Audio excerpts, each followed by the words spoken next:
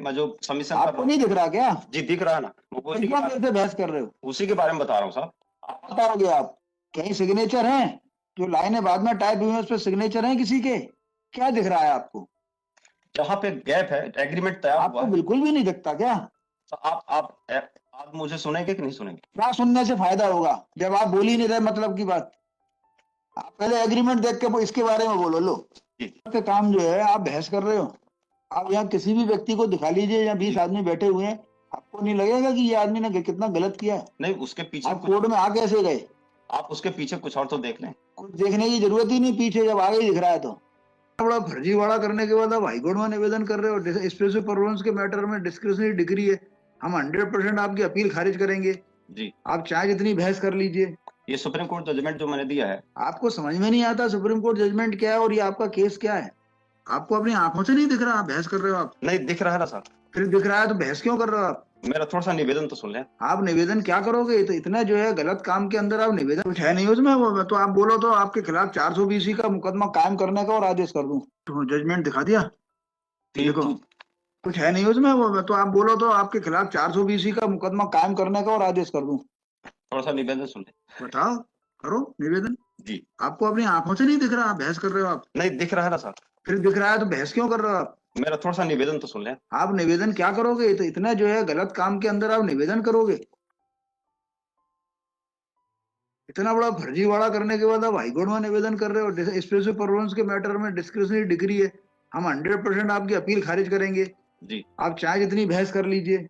ये supreme court judgement जो मैंने दिया है, आपको समझ में नहीं आता सुप्रीम कोर्ट जजमेंट क्या है और ये आपका केस क्या है? आपको आंखों से नहीं दिखता क्या? इतना असत्य काम जो है आप बहस कर रहे हो। आप यहाँ किसी भी व्यक्ति को दिखा लीजिए, यहाँ 20 आदमी बैठे हुए हैं, आपको नहीं लगेगा कि ये आदमी ने कितना गलत किया है? नहीं उसके पीछे आप कोर्ट में आ कैसे गए? आप उसके पीछे कुछ और तो देख लें। कुछ देखने की जरूरत ही नहीं, पीछे जब आगे ही दिख रहा है तो। आगे देख लें, मैं जो सबमिशन कर आपको रहा नहीं हूँ। दिख रहा क्या? जी दिख रहा है ना, वो फिर क्यों कैसे बहस कर रहे हो? उसी के बारे में बता रहा हूँ साहब। बताओगे आप? कहीं सिग्नेचर हैं?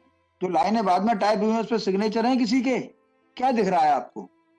जहाँ पे गैप है, एग्रीमेंट तैयार हुआ आपको है, बिल्कुल भी नहीं दिखता क्या?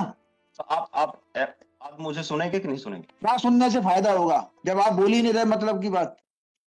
आप पहले एग्रीमेंट देख के इसके बारे में बोलो। लो, जी इसका कोई आपके पास एक्सप्लेनेशन है? दे दो इनको ये फाइल।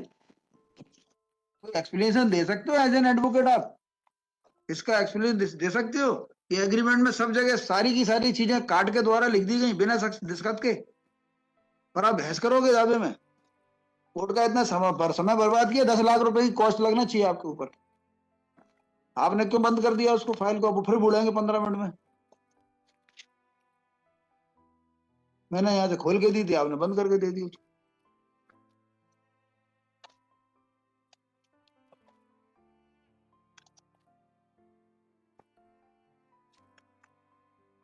जहां जहां रखवा लिखा है वहां कुछ काट पीट दिख रही है आपको? मुंह से बोलिए जोर से, इस पे आइए माइक पे। जी बोलो, काट पीट दिख रही है जहां रखवा लिखा है वहां? दो बातें दिख रही है नहीं दिख रही? जो कहते हुआ मैं बोल देता हूँ। बोलो ना। नहीं आप जो बुलवाना चाहते आपको दिख रही है जी। क्या? काट पीट दिख रही है क्या? हर जगह दिख रही है कि नहीं दिख रही? जहां जहां ये रकबा लिखा है वहां जी रकबा में खाली जगह भरा गया है। खाली जगह खाली जगह भरा गया है, वो अलग मैटर है। पहले जो लिखा था उसको काट के दूसरा लिखा गया है कि नहीं लिखा है, पहले ये बताओ। काट के दूसरी जगह लिखा है। दोनों जगह लिखा है कि एक जगह लिखा है? 2 जगह लिखा है। उसके बाद जो 2 लाइनें टाइप है वो दूसरी स्याही से टाइप है?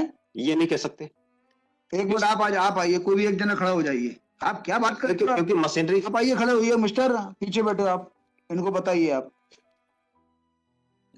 ये लाइट चाहिए। एक मिनट, ये बोलेंगे बाइक पर, जोर से बोलिए, क्या दिख रहा है आपको? Merely because you are counsel for appellant, कुछ भी बोलोगे। अब देखिए इसमें क्या क्या अलग अलग दिख रहा है। कंडिका 1 में जो शुरू की 5-4 लाइनें हैं वो डार्क हैं। कितनी डार्क है? रात और दिन का अंतर है कि नहीं? हाँ, काफी डार्क है। और उसके बाद लास्ट की 2 लाइन जो है वो यहाँ रकबा लिखा हुआ है पूरा कटा हुआ है, पहले हाथ से लिखा था, बाद में टाइप से ऊपर करके बढ़ा के लिखा गया है। जी काट के अब ऊपर बैठ जाइए लिखा पीछे, गया। आप बैठ जाइए, इनको नहीं दिख रहा। मैं ये कह रहा हूँ साहब, आप एग्रीमेंट जब तैयार हुआ तो खाली जगह छोड़ा गया है। चलिए वापस दे देखिए। दीजिए फाइल, बहस करिए। कौन से जज ने बता दी? आप देखते ही नहीं हो, सेकंड अपील में खड़े हो, कहाँ खड़े हो आप? वही बहस कर रहा है जो कभी तहसील ट्रायल कोर्ट में की होगी। हमें अच्छा नहीं लग रहा ट्रायल कोर्ट के खिलाफ कुछ लिखना, आपके खिलाफ कुछ लिख नहीं सकते, मेरा बताइए, मेरा बोलो निवेदन- बहस करिए। जी, मेरा निवेदन ये है, सुप्रीम कोर्ट का जजमेंट है, वो ये कह रहा है कि आप ये देखना पड़ेगा कि जो चेंज है, पहली बात तो उसकी इंफॉर्मेशन में हुआ है। पैरा बताइए ट्रायल सुप्रीम कोर्ट का जी, इसी संबंध में। ठीक है, इसी संबंध में।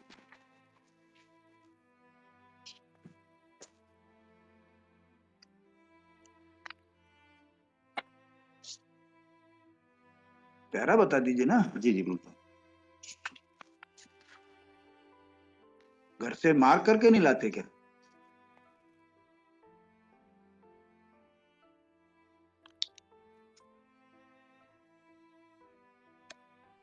क्या बताओगे आप? पैरा रहने दो, हम देख लेंगे।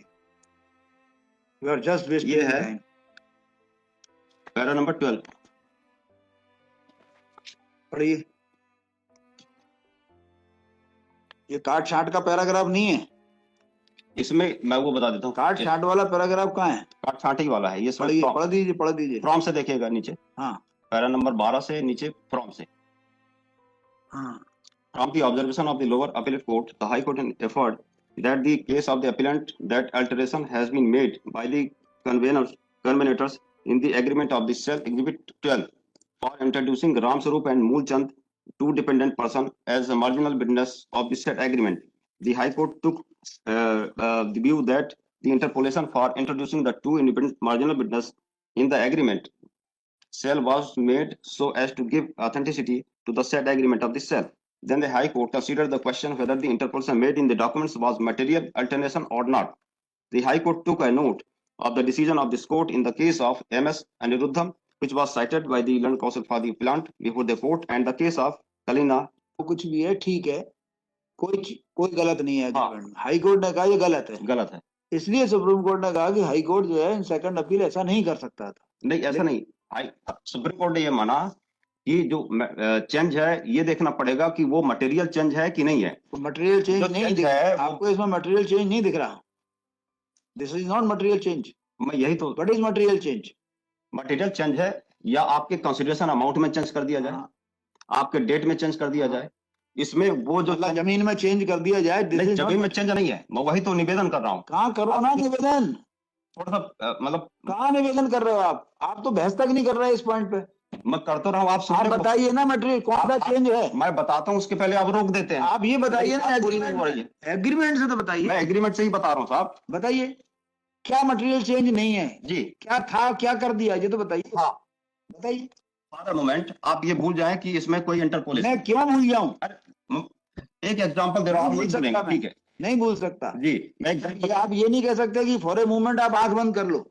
ये आप बताइए कि इसमें एग्रीमेंट में कौन सा क्या लिखा था और क्या बदल दिया गया, ऐसा प्रतीत हो रहा है? भी नहीं बदला है? मैं वही तो निवेदन कर रहा हूँ, कुछ भी नहीं बदला गया है। क्या सिग्नेचर है उस पर? ये जो चेंजेस है इसको यदि गायब कर दिए, डिसअपियर हो जाए, इसके बाद भी उसके कंटेंट में कोई अंतर नहीं आ रहा है। अच्छा जी, वो कैसे पता लगेगा? जी मैं बता रहा हूँ ना, आप यहाँ से देखेंगे पैरा नंबर 1 से फिर से पढ़ लिया मैंने, आप सुप्रीम कोर्ट नहीं पढ़ना मेरे को। ये नॉमिनी एग्रीमेंट अपनी वाली बात, मैं एग्रीमेंट ही पढ़ रहा हूँ। हाँ पढ़ दीजिए। नॉमिनी पीपर वाली बारी, हाँ भूमि मुझ प्रथम पक्ष के भूमि समेत कब्जा दखल की है, जो राजस्व एप्लीकेशन भूमि समेत दर्ज रिकॉर्ड है। हाँ जो जमीन का संबंध है वो नॉमिनी पीपर वाली बारी के नाम से जमीन है। हाँ।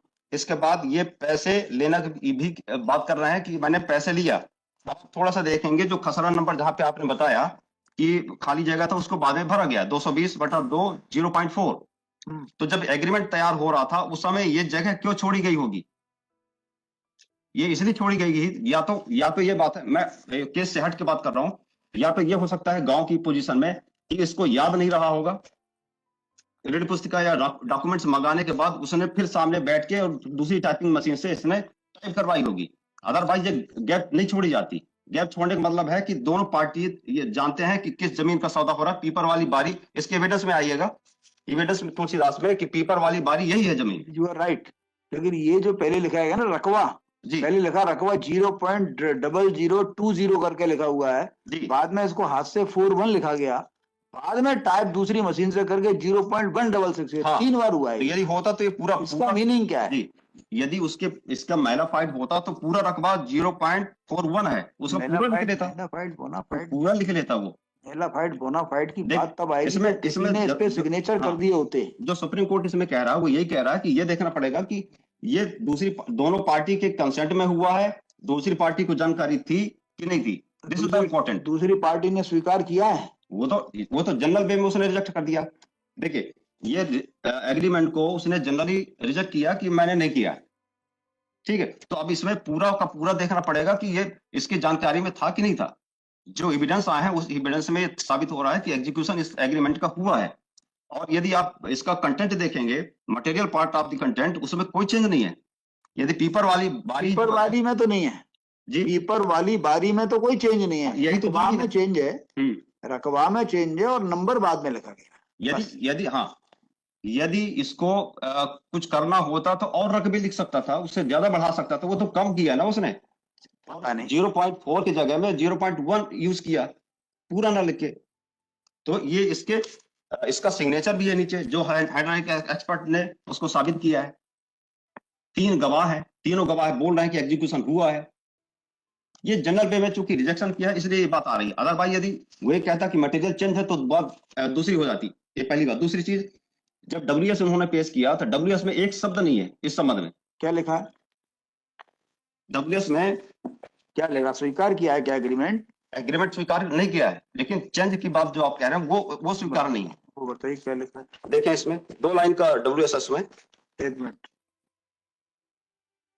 अब वो उसको फर्स्ट अपील कोर्ट में उठा भी नहीं सकते अब जी चूंकि उन्होंने बोला नहीं, डब्ल्यूएस में बोला नहीं ट्रायल कोर्ट में, तो उसको लेके फर्स्ट अपील कोर्ट में आ नहीं सकते थे। ये डब्ल्यूएस का पैरा देख लें। एक मिनट,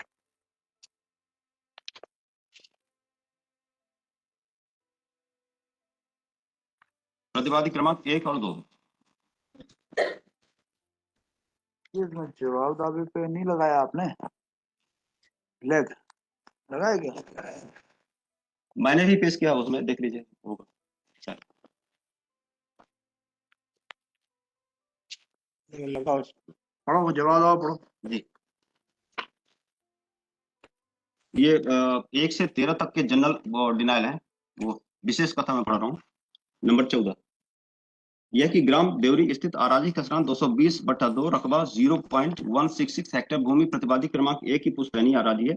बाद में भूमि कभी भी प्रतिवादी क्रमांक 1 से क्रय नहीं की थी, न ही प्रतिवादी क्रमांक 1 ने वादी को भूमि बेची ही थी। दिनांक 17/9/7 का अनुबंध पत्र पूर्णतः फर्जी है। यह कि प्रतिवादी क्रमांक 1 के द्वारा बाद आराजी सहित अपनी अन्य भूमियों का विक्रय प्रतिवादी क्रमांक 1-2 को किया गया है, जिसका जिला रजिस्ट्रार के समक्ष विधिवत पंजीयन कराया गया। प्रतिवादी क्रमांक 2 बाद भूमि का स्वतःधारी स्वामी है, जिस पर वादी किसी तरह की आज्ञप्ति का हकदार नहीं है। वादी के द्वारा जिस अनुबंध पत्र को आधार बनाकर न्यायालय में वाद प्रस्तुत किया गया वह पूर्णतः फर्जी है। प्रस्तुत अनुबंध पत्र न तो रजिस्टर्ड है, न ही नोटरी द्वारा प्रमाणित है। साथ ही अनुबंध पत्र जिस स्टाम्प पर तहरीर है वह वर्ष 2007 में इस तरह के स्टाम्प चलन में नहीं थे। स्टाम्प के मोनो की चौड़ाई 2007 में प्रस्तुत स्टाम्प से कम होती थी। सेकंड अपील में reappreciation of evidence is not permissible. मैं इसलिए बोला था कि तुलसीदास ने ये बोला है कि जो पीपल वाली बारी है वो यही भूमि है। हाँ वो मान लिया ना मैंने, पीपर वाली तो ठीक है, हाँ। मैं उसको डिस्प्यूट भी नहीं कर रहा जी। और बताएं। तो ये इस चीज को second appeal has been preferred bye